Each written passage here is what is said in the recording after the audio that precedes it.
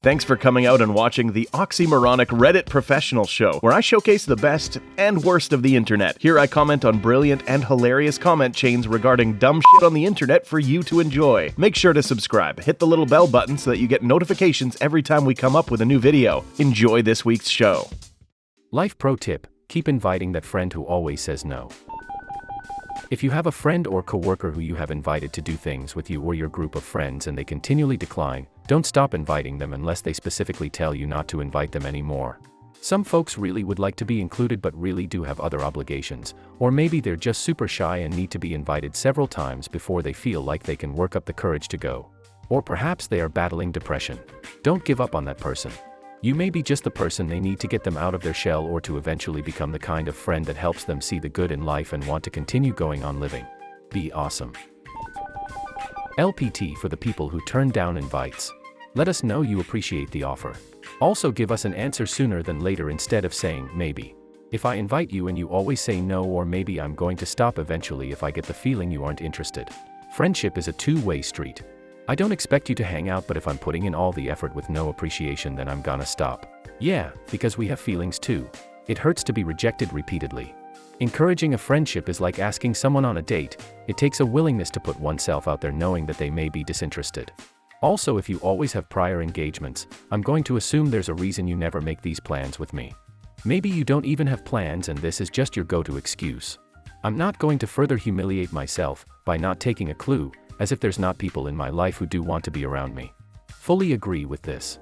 I have been the person who has said no a bunch of times in a row without a single yes, but all because I actually couldn't. When I notice this, I'll make sure to tell the person inviting me that I really appreciate the offers and to please not stop asking when things come up. I just hadn't had the time, and it's not that I want to be declining. Even better is to invite them twice.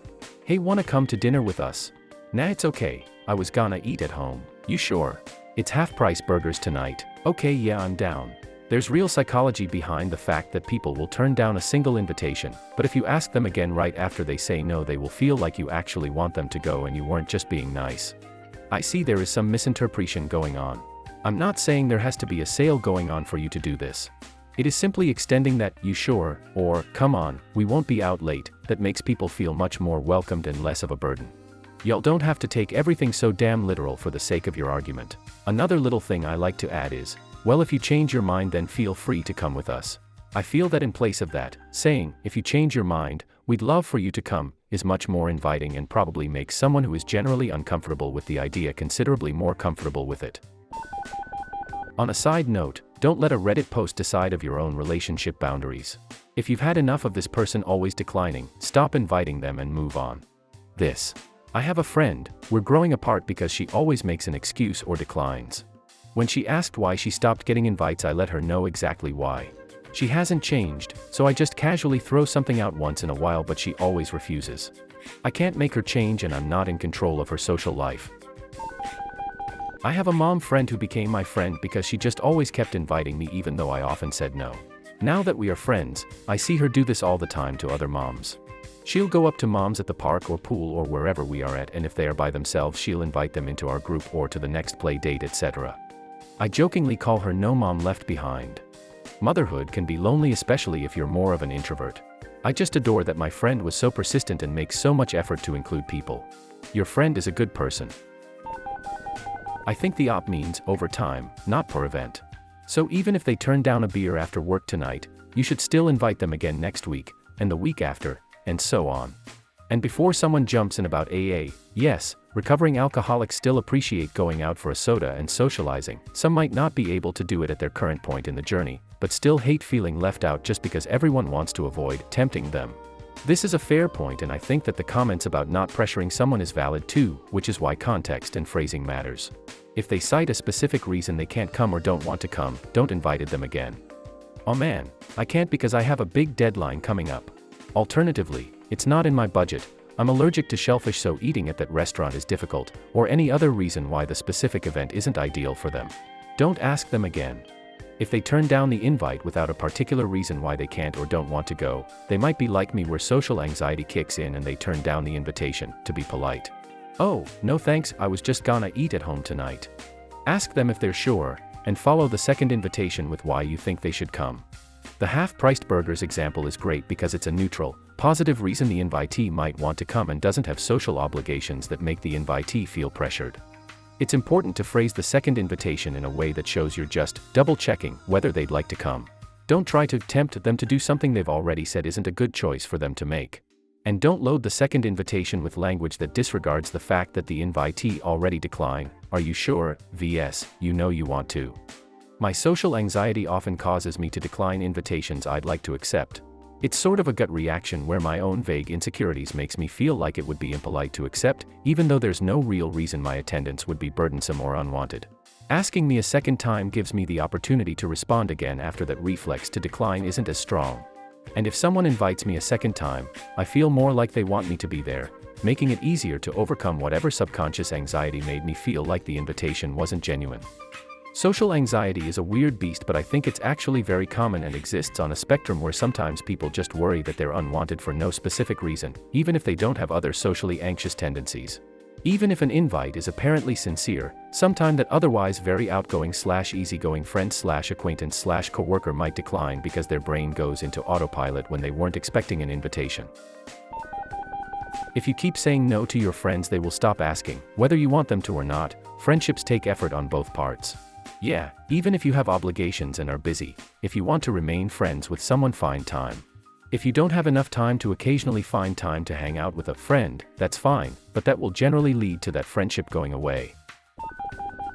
Yeah, what the f is this post about? If someone repeatedly says no to seeing you, that's on them. It's not up to me to bend over backwards to try and get you to come out. LOL. My brother is like this. I used to invite him to all kinds of things and he'd always be either extremely non-committal or just say he can't go because of work, like it's impossible for him to take a day off. Hint, it isn't. But he would also never invite me to anything he was doing, so I stopped inviting him to a bunch of stuff. So, anyway, one time my other brother and I went to a concert in San Francisco and didn't invite him.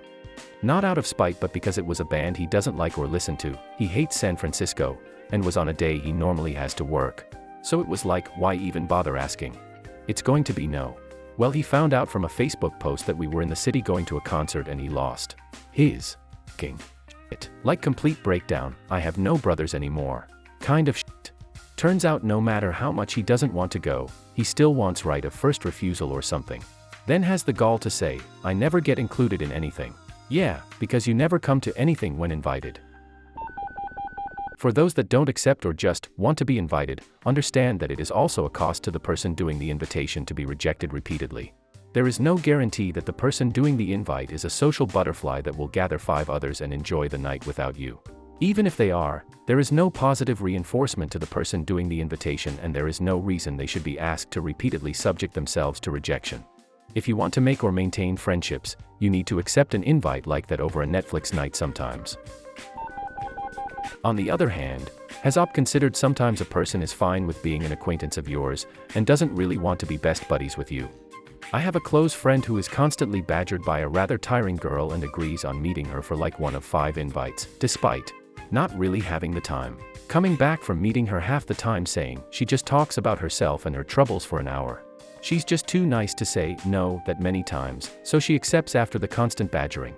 If your relationship is completely one-sided and the other person doesn't initiate anything, maybe they just want their space. I disagree. I am not terribly social and I hate it when people don't take no for an answer. If you ask me to socialize a dozen times over a period of time and I decline each time, kindly assume that I don't want to. I've been in this position before, and it honestly starts to feel like harassment after a while. Accept that when a grown-up declines an invite several times, the answer is no and quit bugging them. This sounds like bad advice to me. If you have a friend who repeatedly declines, then you stop inviting them and wait for them to invite you. If they never do, guess what? They're not your friend, or at least not the doing stuff together type friend. There are many different types of friends. Don't let people take advantage of you by heaving the emotional burden of always making plans and having to make other people feel included onto you. That's not how friendship works. Really, you need to know the person. Inviting someone who is not outgoing to, say, go to a water park, they are probably going to say no every time. Inviting someone to join you or the group for dinner somewhere but the person has a previous commitment, keep asking. If you are trying to take someone out of their shell, then just stop it. Some people just like solitude and are not sick or depressed or lonely. Have some respect. Each situation and each person is different. Yes, you can keep asking if you want to, but don't expect things to dramatically turn around. In particular, if your friend is depressed or has other health issues, you shouldn't expect a dramatic turnaround. Some diseases are chronic, like rheumatoid arthritis or Crohn's, for example. They are never cured, but are managed with varying degrees of success. Your friend may only say yes 1 in 20 times, and that might never change. Those are people you want to keep reaching out to though, because chronic disease is isolating in general, and even more so when friends stop asking. Depression and mental illness can be similar. They also carry a heavy shame factor in many cultures, so your friend may never even tell you what they're struggling with. I'm that friend that always says no, and I kind of wish you would just stop. We're just work friends and I don't actually like you all that much. If you enjoyed this week's effective way to waste time, hit that like button and subscribe for more content like this. If you are enjoying the series, leave me a comment below. A special shout out to the content creators. You frickin' rock.